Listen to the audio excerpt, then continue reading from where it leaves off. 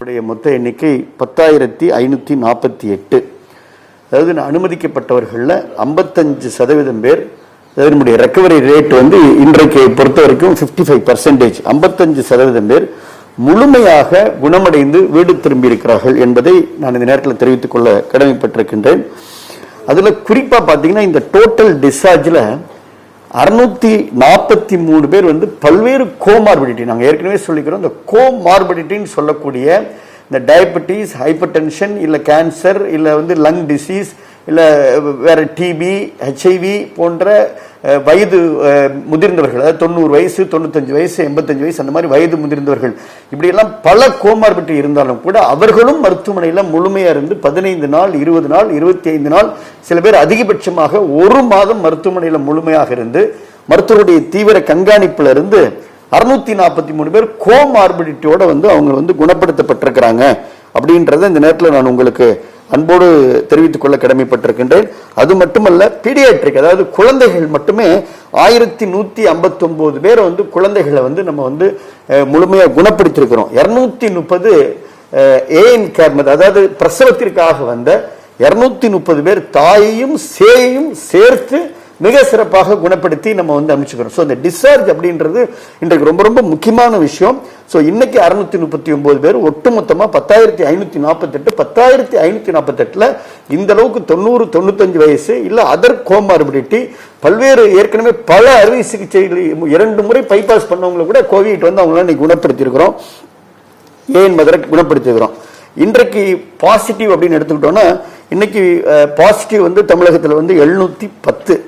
இந்த 710ஓடு சேர்த்து from other states, அதாவது பிற மாநிலத்திலிருந்து தமிழகத்திற்கு வந்தவங்கள்ல மட்டும் பாசிட்டிவ் வந்து 117 பேர் வந்து இன்னைக்கு வந்து பாசிட்டிவ்.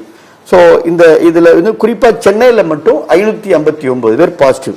இந்த பிற மாநிலத்திலிருந்து வர்ற பாசிட்டிவ் வந்து ஏற்கனவே நம்ம பத்திரிகை ஊடகத்துறை நண்பர்கள் நீங்க கேட்டப்ப நம்ம சொல்லிக்கிறோம், இது வந்து மிகப்பெரிய சவால். அதாவது இன்றைக்கு மாண்புமிகு தமிழ்நாடு முதலமைச்சருடைய தலைமையில இந்த கொரோனா வைரஸுடைய இந்த நோய் பரவலை கட்டுப்படுத்தக்கூடிய அந்த பணியில அரசு மிக கடுமையாக போராடி கொண்டிருக்கிறது.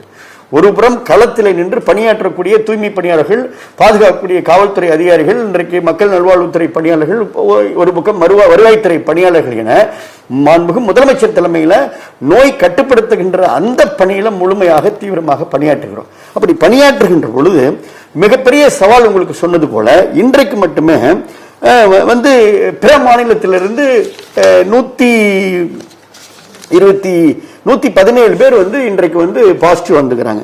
இதுவரைக்கும் பாத்தீங்கன்னா இப்ப நம்ம வந்து இந்த டொமஸ்டிக் பிளைட் ஸ்டார்ட் ஆயிருக்கு, இன்டர்நேஷனல் பிளைட்ஸ் நமக்கு வந்திருக்கு, ட்ரெயின் வந்திருக்கு, இ பாஸ் வாங்கி 24,561 பேர் இ பாஸ் வாங்கியிருக்கிறாங்க.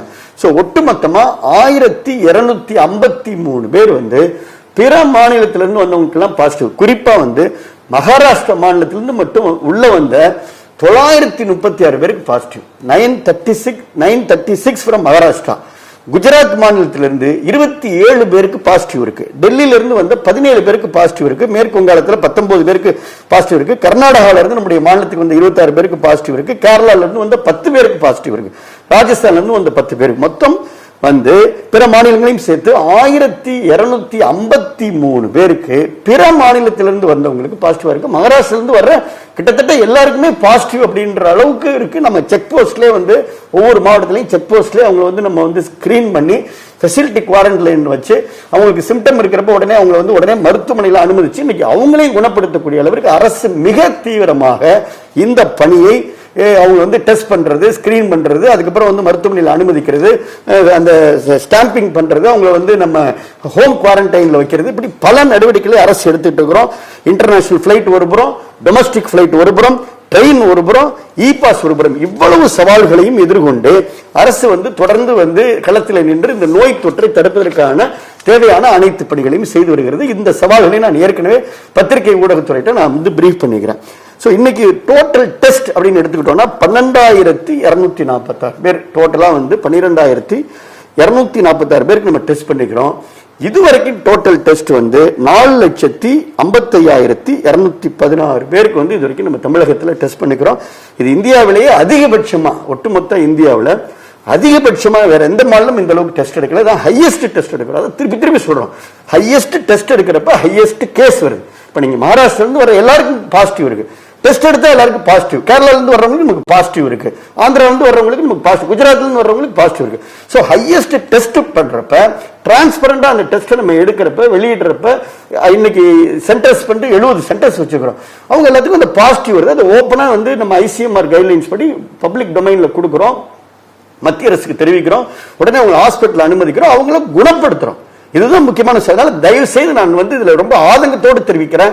நம்பரை பார்த்து இதுல நீங்க பயப்பட வேணாம், அச்சப்பட வேணாம். நம்பரை வச்சு தயவு செய்து அரசியலும் பண்ண வேணாம். சோ நம்பரை வச்சு அரசியல் பல நல்ல பணிகள், பல உள்ளார்ந்த ஈடுபாட்டோடு 24 மணி நேரம் மருத்துவர்கள் செவிலியர்கள் வந்து மிக கடுமையாக உழைத்துக் கொண்டிருக்கிறார்கள். மருத்துவமனையில் உயிர்களை அங்க காப்பதற்காக எங்களுடைய doctors, staff nurse, X-ray technician, ECG technician உயிரை கொடுத்து அவங்க பணியாற்றிருக்கிறாங்க. ஒருத்தர் கூட அதை பத்தி யாரும் பேச மாட்டேங்கிறாங்க. சோ தயவு செய்து நீங்க எல்லாத்தையும் பார்க்கணும். எண்ணிக்கையை வச்சு அரசியல் ஆக்க இது அரசியல் செய்வதற்கான இடம் அல்ல, களம் அல்ல. இது நோய் தொற்று. தமிழகத்தில் மட்டுமா இருக்கு, உலகம் முழுக்க இந்த நோய் தொற்று இருக்கு. இன்னைக்கு வளர்ந்த நாடுகளுடைய நிலைமை என்ன என்பதை நீங்கள் எண்ணி பார்க்கணும். வளர்ந்த நாடுகளில் என்ன மாதிரி நிலை நான் உங்களுக்கு தகவலுக்காக சொல்றேன். இன்றைக்கு பெல்ஜியம் நாட்டில் மார்டாலிட்டி ரேட் வந்து 16%. 100 பேருக்கு 16 பேர் அங்க இறக்குறாங்க. நீங்கள் எண்ணி பார்க்க வேண்டும். பிரான்ஸ் நாட்டில் மார்டாலிட்டி ரேட் 15%.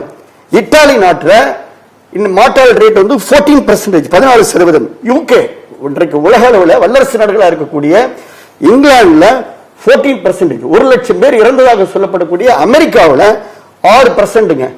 சோ இன்னைக்கு 16%, 15%, 14% மார்டாலிட்டி இருக்கக்கூடிய பல நாடுகளுக்கு மத்தியில இந்தியாவில், தமிழகத்தில் எங்களுடைய அரசு மருத்துவமனையுடைய டாக்டர்கள், செவிலியர்கள் மிக கடுமையாக ஒரு காம்ப்ரிஹென்சிவ் ட்ரீட்மெண்ட், ஒரு சிம்டமேட்டிக் ட்ரீட்மெண்ட். ஏதாவது ட்ரக் இருக்கா? உலகம் முழுக்க இன்னும் இந்த நோய்க்கான ட்ரக், புதிய வைரஸ். இந்த வைரஸுடைய வேக்சின் இருக்கா? வேக்சின் இல்ல. இல்ல இந்த வைரஸ் அப்புறம் நம்ம எப்படி குணப்படுத்துறது? ஒரு இருக்கக்கூடிய symptomatic treatment, research activity, comprehensive treatment, Siddha medicine, இப்படி எல்லாத்தையும் வச்சு அவங்க வந்து இயர்லி டயக்னோசிஸ் பண்ணி இன்னைக்கு 0.7% இன்னைக்கு இந்த மார்டாலிட்டி ரேட் இந்த அரசு இன்னைக்கு மெயின்டைன் பண்ணிக்கணும். அதுதான் இன்னைக்கு முதலமைச்சர் தலைமையில் போராடி அதை செஞ்சுட்டு இருக்கிறோம். இதை பாராட்ட வேண்டாமா? பாராட்ட வேண்டாம். நீ மருத்துவர்கள் தயவு செய்து கூடாது.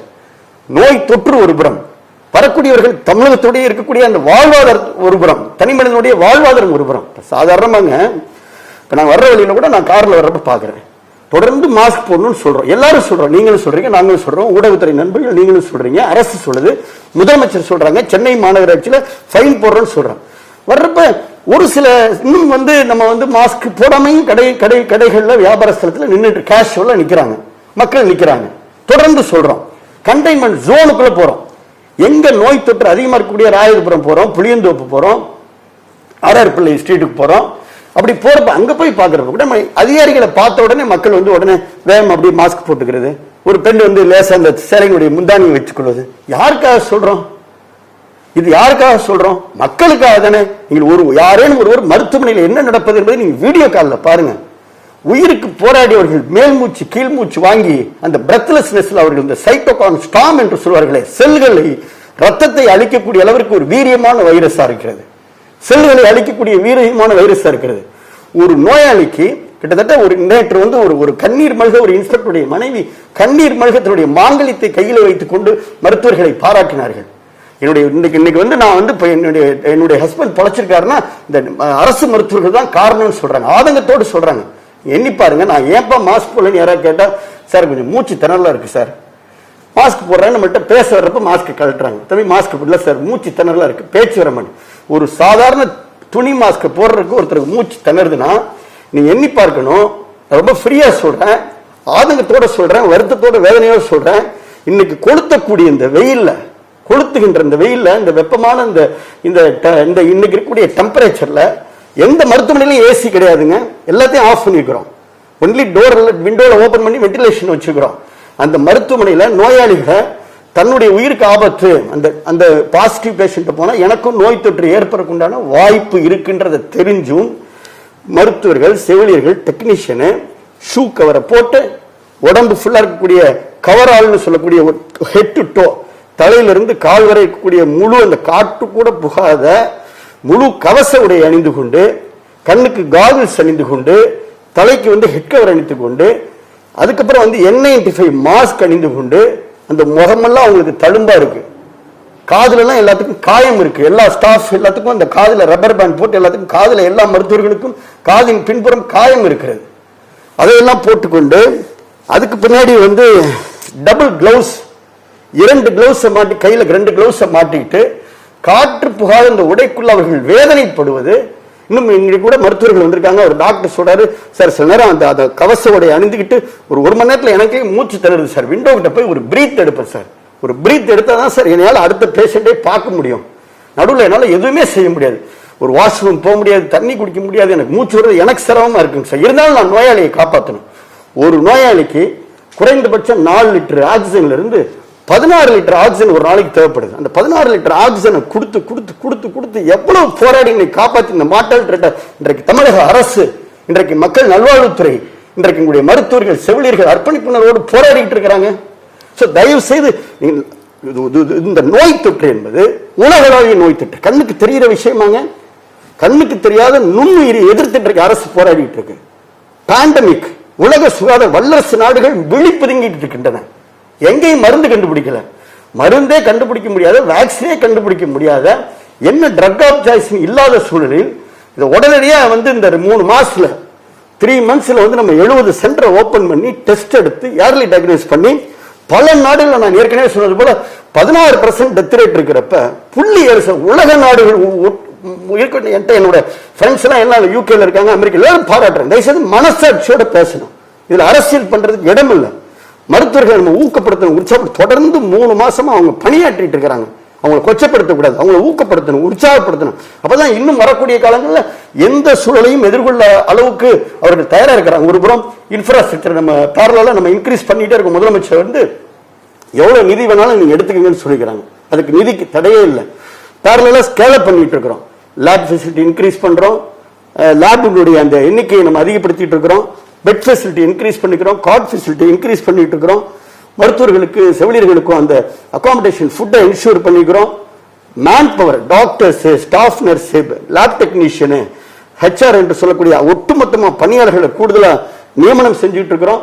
எல்லா வசதிகளையும் மருத்துவமனையில் பொதுப்பணித்துறை வந்து முழுமையாக அங்கே வந்து ஸ்கேல் பண்ணிட்டே இருக்கிறாங்க. எந்த சூழ்நிலையும் எதிர்கொள்ளக்கூடிய அளவுக்கு சென்னையில் பார்த்தீங்கன்னா மாநகராட்சி ஒருபுறம், அதே போல மக்கள் நல்வாழ்வுத்துறை ஒருபுறம், பொதுப்பணித்துறை ஒருபுறம், ஒவ்வொரு மாவட்டத்திலையும் மாவட்ட அந்த மாவட்டத்துறை காவல்துறை கண்காணிப்பாளரும் கலெக்டரும் ஒருபுறம், எல்லாருமே 3 மாசமா தொடர்ந்து வந்து இந்த நோய் தொற்றை எதிர்த்து மிக கடுமையாக போராடி கொண்டிருக்கிறார்கள்.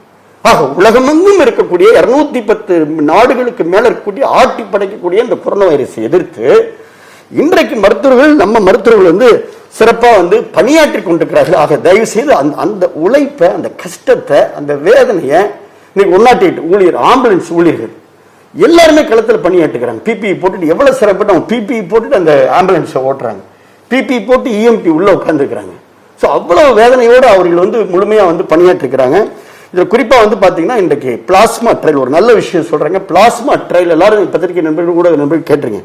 7 பேருக்கு பிளாஸ்மா ட்ரையல் கொடுக்கப்பட்டு 7 நோயாளிகள் அரசு ராஜீவ்காந்தி மருத்துவமனையில் நல்ல ரெக்கவரியா இருக்கிறாங்க. பிளாஸ்மா ட்ரையல் நமக்கு ஒரு சக்சஸ்ஃபுல்லா இருக்கு.